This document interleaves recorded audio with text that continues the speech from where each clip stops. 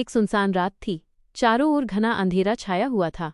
गांव के बाहरी किनारे पर बने एक पुराने वीरान घर के सामने से एक आदमी डरकर भागता हुआ निकला। वो आदमी, जिसका नाम रमन था, जल्दी से भागकर जाने की कोशिश कर रहा था। जैसे ही वो वहां से निकला, उस घर के दरवाजे से एक भयानक चुड़ैल बाहर आई। उसका चेहरा हरा और आंखें डरावनी थी, और वो एक सफेद साड़ी में थी। चुड़ैल धीरे धीरे आगे बढ़ी, जैसे रमन का पीछा करने की तैयारी कर रही हो। रमन तेजी से अपने घर पहुंचा। अंदर उसकी पत्नी राधा चारपाई पर सो रही थी। रमन घबराया हुआ था। उसने राधा को प्यार से उठाया और उससे बात करने लगा। शायद उसे उस भयानक चुड़ैल के बारे में बताने की कोशिश कर रहा था, जिससे वो अभी मिला था। राधा उठी और अपने पति से बात करने लगी। वो अभी भी नींद में थी और पूरी बात समझ नहीं पा रही थी, पर रमन की घबराहट देखकर वो भी चिंतित हो गई। वे दोनों अभी बात ही कर रहे थे कि अचानक दरवाजे से वही हरी चमड़ी वाली चुड़ैल उनके घर के अंदर आ गई।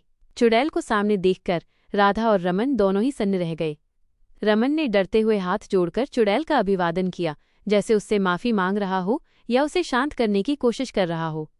ये देखकर राधा घुटनों के बल बैठ गई और डर के मारे चुड़ैल के सामने हाथ जोड़ने लगी। राधा और रमन दोनों ही उस चुड़ैल से डरकर कांप रहे थे। कुछ देर बाद चुड़ैल ने उन्हें देखा और फिर धीरे से पलटकर घर से बाहर चली गई। चुड़ैल तो चली गई, पर अपने पीछे राधा और रमन के दिलों में गहरा